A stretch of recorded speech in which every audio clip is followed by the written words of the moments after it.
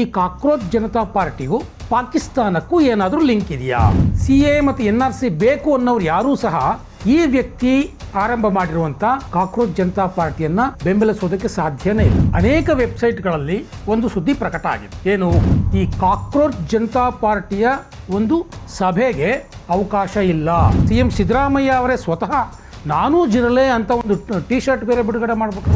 ಜಮ್ಮು ಕಾಶ್ಮೀರದಲ್ಲಿ ಪ್ರತ್ಯೇಕತೆಗೆ ಪ್ರಚೋದನೆ ಕೊಡುವಂಥ ಒಂದು ಟ್ವೀಟ್ ಮಾಡಿದ್ದಕ್ಕಾಗಿ ಈತನ ವಿರುದ್ಧ FIR ಆಗಿದೆ.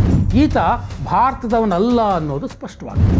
ಸಲೀಂ ಬಿನ್ ಯೂಸುಫ್ ಅನ್ನುವಂಥ ವ್ಯಕ್ತಿ ಈತ ಭಾರತೀಯನೇ ಆಗಿದ್ದಿದ್ರೆ ಕಾಶ್ಮೀರ ಇಂಡಿಯಾ ಅಂತ ಹಾಕೋಬೇಕಾಗಿದೆ. ಇಂಥವನು ಆರಂಭಿಸಿರುವಂಥ ಕಾಕ್ರೋಚ್ ಜನತಾ ಪಾರ್ಟಿಯ ಉದ್ದೇಶ ಪ್ರಾಮಾಣಿಕವಾಗಿರುತ್ತಾ? ಸ್ನೇಹಿತರೆ ನಮಸ್ಕಾರ, ಹೊಸದಿಗಂತ ಡಿಜಿಟಲ್ ಚಾನಲ್ಗೆ ಸ್ವಾಗತ. ಇವತ್ತು ಅನೇಕ ವೆಬ್ಸೈಟ್ಗಳಲ್ಲಿ ಒಂದು ಸುದ್ದಿ ಪ್ರಕಟ ಆಗಿದೆ. ಏನು? ಮೇ 20ನೇ ತಾರೀಕು ಅಂದರೆ ನಾಳೆ ಭಾನುವಾರ ನಡೆಯುವಂತಹ ಈ ಕಾಕ್ರೋಚ್ ಜನತಾ ಪಾರ್ಟಿಯ ಒಂದು ಸಭೆಗೆ ಅವಕಾಶ ಇಲ್ಲ, ಯಾರೂ ಕೂಡ ಇಲ್ಲಿ ಜಮಾಯಿಸಬಾರದು. ಎಲ್ಲಿ? ಟೌನ್ ಹಾಲ್ ಮುಂದೆ.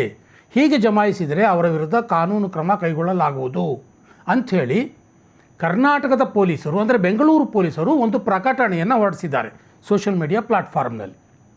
ಅಂದರೆ ಜಗತ್ತಿನಾದ್ಯಂತ ಸಂಭ್ರಮಿಸ್ತಾ ಇರುವಂತಹ ಕಾಕ್ರೋಚ್ ಜನತಾ ಪಾರ್ಟಿಯ ವಿರುದ್ಧ ಈ ಥರದ್ದೊಂದು ಪ್ರಕಟಣೆ ಕರ್ನಾಟಕದಲ್ಲಿ. ಅದು ಮೊನ್ನೆ CM ಸಿದ್ದರಾಮಯ್ಯ ಅವರೇ ಸ್ವತಃ ನಾನೂ ಜಿರಲೆ ಅಂತ ಒಂದು ಟಿ ಶರ್ಟ್ ಬೇರೆ ಬಿಡುಗಡೆ ಮಾಡಿಬಿಟ್ರು. ಹೀಗಿರುವಾಗ ಈ ಜಿರಲೆ ಜನತಾ ಪಕ್ಷದ ಒಂದು ಸಮಾವೇಶ ಏನಿದೆ ಅದಕ್ಕೆ ಪೊಲೀಸರು ಈ ರೀತಿ ವಾರ್ನಿಂಗ್ ಕೊಡ್ತಾ ಇದ್ದಾರೆ.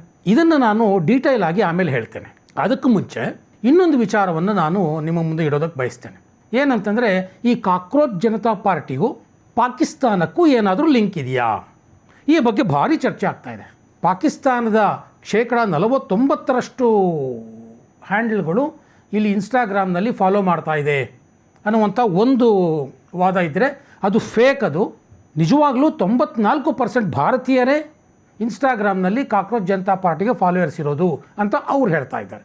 ಯಾರು ನಿಜ ಯಾರು ಸುಳ್ಳು ಗೊತ್ತಿಲ್ಲ, ಯಾರ್ದು ಫೇಕು ಯಾರ್ದು ಸತ್ಯ ಗೊತ್ತಿಲ್ಲ, ಅದು ಅವರವರಿಗೆ ಬಿಟ್ಟಿದ್ದು. ಆದರೆ ನಾನು ಈಗ ಹೇಳೋಕೆ ಹೊರಟಿರೋದು ವಾಸ್ತವದ ಆಧಾರದ ಮೇಲೆ. ನೀವೆಲ್ಲ ಕೇಳಿರಬೇಕು ವಿಕಿಪೀಡಿಯಾ ಅಂತ, ಅದು ಒಂದು ಎನ್ಸೈಕ್ಲೋಪೀಡಿಯಾ, ಫ್ರೀ ಎನ್ಸೈಕ್ಲೋಪೀಡಿಯಾ ಅಂತ ಹೇಳ್ತಾರೆ. ಆ ವಿಚಾರನ ನಾನು ಇವತ್ತು ನಿಮ್ಮ ಮುಂದೆ ಇಡ್ತೇನೆ. ಅದರಲ್ಲಿ ಹೇಗೆ ಕಾಕ್ರೋಚ್ ಜನತಾ ಪಾರ್ಟಿಗೂ ಪಾಕಿಸ್ತಾನಕ್ಕೂ ಲಿಂಕ್ ಇದೆ ಅನ್ನೋದನ್ನು. ಅದಕ್ಕೂ ಮುಂಚೆ ಈ ಕಾಕ್ರೋಚ್ ಜನತಾ ಪಾರ್ಟಿಯನ್ನು ಹುಟ್ಟು ಹಾಕಿದನಲ್ಲ ಆ ಮೂಲ ಪುರುಷ ಅಭಿಜಿತ್ ದಿಪ್ಕೆ, ಅವನು 2019-20 ಆಸುಪಾಸಿನಲ್ಲಿ ಮಾಡಿದಂಥ ಅನೇಕ ಭಾಷಣಗಳ ಪೈಕಿ ಒಂದು ವಿಡಿಯೋ ಈಗ ಲಭ್ಯ ಆಗಿದೆ. ಆ ವಿಡಿಯೋವೊಂದನ್ನು ಮೊದಲು ನೋಡ್ಬಿಡಿ ಸ್ನೇಹಿತರೆ. तो मोदी कौन है था मेरा धर्म पूछने वाला मेरे कपड़ों को देखकर? क्या मैं कभी नहीं हुआ? मेरा जो प्रश्न है नरेंद्र मोदी का वो ये है, NRC करके आप यहाँ की जनता से उनके सर्टिफिकेट मांग रहे हो, डॉक्यूमेंट मांग रहे हो. अरे बेशरम, पहले अपनी डिग्री तो दिखाओ.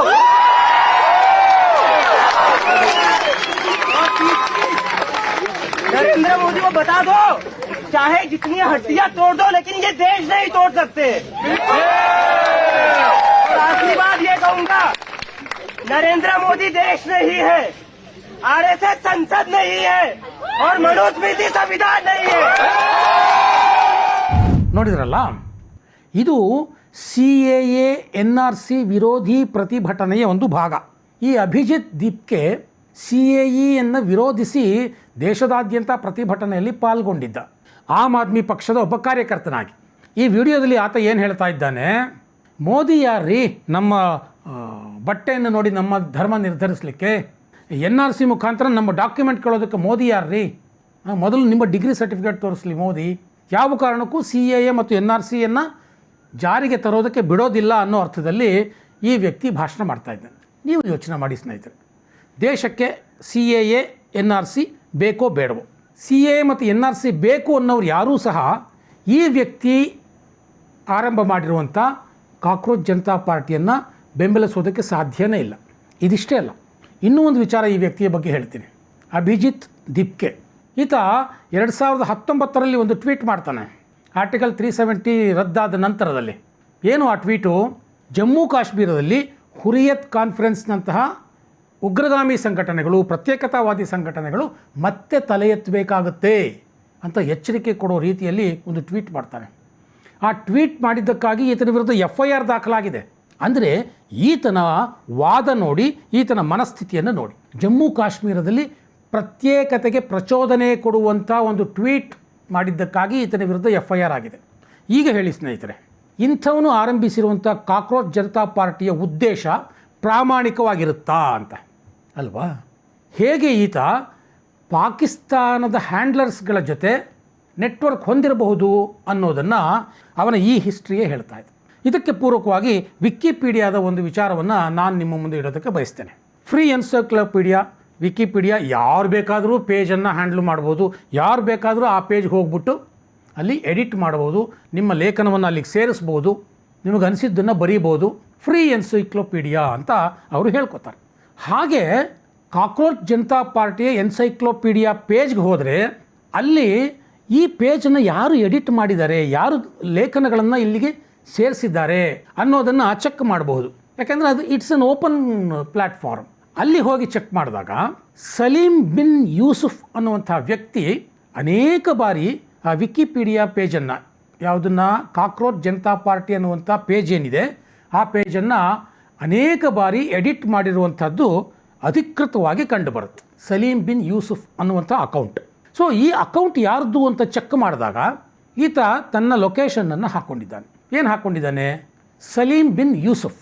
ಈತ ತನ್ನ ಲೊಕೇಶನ್ನ ಕಾಶ್ಮೀರ, ಸೌತ್ ಏಷ್ಯಾ ಅಂತ ಹಾಕ್ಕೊಂಡಿದ್ದಾನೆ. ಕಾಶ್ಮೀರ ಭಾರತದಲ್ಲಿದೆ. ಈತ ಭಾರತೀಯನೇ ಆಗಿದ್ದಿದ್ರೆ ಕಾಶ್ಮೀರ ಇಂಡಿಯಾ ಅಂತ ಹಾಕೋಬೇಕಾಗಿತ್ತು. ಹಾಗಾಗಿ ಈತ ಭಾರತದವನಲ್ಲ ಅನ್ನೋದು ಸ್ಪಷ್ಟವಾಗುತ್ತೆ. ಆದರೂ ಭಾರತದಲ್ಲೇ ಇದ್ದೀನಿ ಅಂತ ವಾದ ಮಾಡ್ತಾರೆ ಅಂತಲೇ ಇಟ್ಕೊಳ್ಳಿ. ಸಾಮಾನ್ಯವಾಗಿ ಏನಾಗುತ್ತೆ, ಪಾಕಿಸ್ತಾನಿಗಳು ನಾವು ಪಾಕಿಸ್ತಾನದವರು ಅಂತ ಇಂಥ ಸಂದರ್ಭಗಳಲ್ಲಿ ಹೇಳೋದಿಲ್ಲ, ಮುಚ್ಚಿಟ್ಬಿಡ್ತಾರೆ. ಅವರು ಸೌತ್ ಏಷ್ಯಾ ಅಂತ ಹೇಳ್ಕೊಳ್ತಾರೆ. ಇದನ್ನು ಅನೇಕ ಸಂದರ್ಭಗಳಲ್ಲಿ ನಾವು ನೋಡಿದ್ದೇವೆ. ಸೋಷಿಯಲ್ ಮೀಡಿಯಾಗಳಲ್ಲಿ ಭಾರತದ ವಿರುದ್ಧ ದ್ವೇಷ ಕಾರುವಂಥ ಟ್ವೀಟ್ಗಳನ್ನು ಯಾರ್ಯಾರು ಮಾಡ್ತಾರೋ ಅವರೆಲ್ಲರೂ ಹೀಗೆ ಕಾಶ್ಮೀರ್, ಸೌತ್ ಏಷ್ಯಾ ಅಂತ ಹಾಕೋತಾರೆ. ಇದನ್ನು ಅನೇಕ ಸಂದರ್ಭದಲ್ಲಿ ಮೀಡಿಯಾಗಳು ಸಾಕಷ್ಟು ಸಾಕ್ಷಿ ಸಮೇತ ಪ್ರೂವ್ ಮಾಡಿವೆ. ಈತನೂ ಹಾಗೆ. ಒಂದು ವೇಳೆ ಈತ ಭಾರತೀಯನೇ ಆಗಿದ್ದರೆ ಸೌತ್ ಏಷ್ಯಾ ಅಂತ ಹಾಕ್ಕೊಳ್ತಾನೆ ಅಂತಂದರೆ ಕಾಶ್ಮೀರ ಭಾರತದಲ್ಲಿರೋದು ಈತನಿಗೆ ಇಷ್ಟ ಇಲ್ಲ ಅಂತ ಆಯಿತು. ಅಂಥವನು ವಿಕಿಪೀಡಿಯಾ ಪೇಜಲ್ಲಿ ಲೇಖನಗಳನ್ನು ಎಡಿಟ್ ಮಾಡ್ತಾನೆ. ಇನ್ನು ಕಾಕ್ರೋಚ್ ಜನತಾ ಪಾರ್ಟಿಯ ಟಾಕ್ ಪೇಜ್ಗೆ ಹೋದರೆ ಅದರಲ್ಲಿ ಒಂದಷ್ಟು ವಿವರಣೆ ಸಿಗುತ್ತೆ.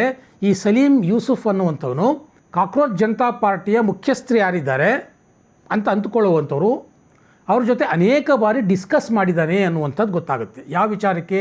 ಕಾಕ್ರೋಚ್ ಜನತಾ ಪಾರ್ಟಿಯ ಲೋಗೋವನ್ನು ಬದಲಾವಣೆ ಮಾಡೋ ವಿಚಾರದಲ್ಲಿ ಈತ ಅನೇಕ ಬಾರಿ ಡಿಸ್ಕಸ್ ಮಾಡಿದ್ದಾನೆ ಅನ್ನೋದು ಆ ದಾಖಲೆಗಳಿಂದ ಗೊತ್ತಾಗುತ್ತೆ. ಅಂದರೆ ಒಂದು ಸ್ಪಷ್ಟ, ಕಾಕ್ರೋಚ್ ಜನತಾ ಪಾರ್ಟಿಯ ಅಭಿಜಿತ್ ದೀಪ್ಗೆಗೂ, ಕಾಶ್ಮೀರದ ಮತಾಂಧರಿಗೂ, ಪಾಕಿಸ್ತಾನದ ಭಾರತ ದ್ವೇಷಿಗಳಿಗೂ ಒಂದು ನೆಟ್ವರ್ಕ್ ಇದೆ ಅನ್ನೋದು ಇದರಿಂದ ಸ್ಪಷ್ಟವಾಗಿ ಗೊತ್ತಾಗುತ್ತೆ. ಸೊ ಹೀಗಿದ್ದರೂ ಕೂಡ ಇಲ್ಲಪ್ಪ ನಾವು ಇವರನ್ನು ಬೆಂಬಲಿಸ್ತೀವಿ ಅಂತ ಯಾರಾದರೂ ಹೊರಟ್ರೆ ಅದು ಅವರವರ ಇಚ್ಛೆ, ಅದರ ಬಗ್ಗೆ ನಾನು ಏನು ಹೇಳಲಿಕ್ಕೆ ಹೋಗೋದಿಲ್ಲ. ಆದರೆ ಇವರ ಹಿನ್ನೆಲೆ ಇದು. ಈಗ ನಾನು ಮೊದಲು ಹೇಳಿದಂಥ ಒಂದು ವಿಚಾರಕ್ಕೆ ಬರ್ತೇನೆ. ಕರ್ನಾಟಕ ಪೊಲೀಸರು ಹಾಕಿರುವಂಥ ಸೋಷಿಯಲ್ ಮೀಡಿಯಾ ಪೋಸ್ಟ್. ಕರ್ನಾಟಕದ ಕಾಕ್ರೋಚ್ ಜನತಾ ಪಾರ್ಟಿಯ ಸದಸ್ಯರು ನಾವು ಜಿರಳೆಗಳು ಅಂತ ಟಿ ಶರ್ಟ್ ಹಾಕ್ಕೊಂಡ್ರಲ್ಲ, ಆ ಜಿರಳೆಗಳೆಲ್ಲ ಈಗ ಯೋಚನೆ ಮಾಡಬೇಕು. ನೀವು ಪ್ರತಿಭಟನೆ ಶುರು ಮಾಡಬೇಕಾಗಿದ್ದು ಮೊದಲಿಗೆ ರಾಜ್ಯದ ಪೊಲೀಸರ ವಿರುದ್ಧ ಅಥವಾ ರಾಜ್ಯ ಸರ್ಕಾರದ ವಿರುದ್ಧ. ಯಾಕೆಂದರೆ ನಿಮಗೆ ಅಲ್ಲಿ ಸೇರೋದಕ್ಕೆ ಅವಕಾಶ ಕೊಡೋದಿಲ್ಲ ಅಂತ ಹೇಳ್ತಾ ಇದ್ದಾರೆ. ಅರೆ ಇದೇನು ಇದು ದಬ್ಬಾಳಿಕೆ ಅಲ್ವಾ ಇದು? ಕಾಂಗ್ರೆಸ್ ಪಕ್ಷದವರು ಎಲ್ಲಿ ಅಂದ್ರಲ್ಲಿ ಪ್ರತಿಭಟನೆ ಮಾಡ್ಬೋದು, ಅದಕ್ಕೆ ಅವಕಾಶ ಕೊಡ್ತಾರೆ ಪೊಲೀಸ್ದವರು. ಮುಸ್ಲಿಮರು ಎಲ್ಲಿ ಅಂದ್ರಲ್ಲಿ ಪ್ರತಿಭಟನೆ ಮಾಡ್ಬೋದು, ಇರಾನ್ ಪರವಾಗಿ ಅಥವಾ ಪ್ಯಾಲೆಸ್ಟೈನ್ ಪರವಾಗಿ, ಅದಕ್ಕೆ ಅವಕಾಶ ಕೊಡ್ತಾರೆ ಪೊಲೀಸ್ನವರು. ಪಾಪ ಕರ್ನಾಟಕದ ಜಿರಳೆಗಳು ಒಂದು ಏನೋ ಮಾನವ ಸರಪಳಿ ಮಾಡ್ತೀವಿ ಅಂತ ಹೋದ್ರಪ್ಪ, ಅದಕ್ಕೊಂದು ಟ್ವೀಟ್ ಮಾಡಿದ್ರು, ಒಂದು ಸೋಷಿಯಲ್ ಮೀಡಿಯಾದಲ್ಲಿ ಒಂದು ಪೋಸ್ಟ್, ಬನ್ನಿ ಎಲ್ಲ ಸೇರೋಣ, ಇಲ್ಲಿ ನಾಯಕರು ಯಾರೂ ಇಲ್ಲ, ನಾವೇ ನಾಯಕರು ಅಂತ. ಆ ಟ್ವೀಟ್ ನೋಡಿದ್ದೆ ತಡ ಕರ್ನಾಟಕ ಪೊಲೀಸ್ನವರು ಇದೊಂದು ಪ್ರಕಟಣೆಯನ್ನು ಕೊಟ್ಬಿಟ್ರು. ಅಂದರೆ ವಾಸ್ತವವಾಗಿ ಈಗ ಕರ್ನಾಟಕದ ಜಿರಳೆಗಳು ಯಾವ್ಯಾವಿವೆ ಅವು ಮೊದಲಿಗೆ ಪ್ರತಿಭಟನೆಯನ್ನು ಮಾಡಬೇಕಾಗಿದ್ದು ಕರ್ನಾಟಕ ಪೊಲೀಸರ ವಿರುದ್ಧ. ಅಲ್ಲಿಂದಲೇ ಬಹುಶಃ ಕರ್ನಾಟಕದ ಜಿರಳೆಗಳ ಹೋರಾಟ ಶುರುವಾಗಬಹುದೋ ಏನೋ, ಕಾದು ನೋಡಬೇಕು.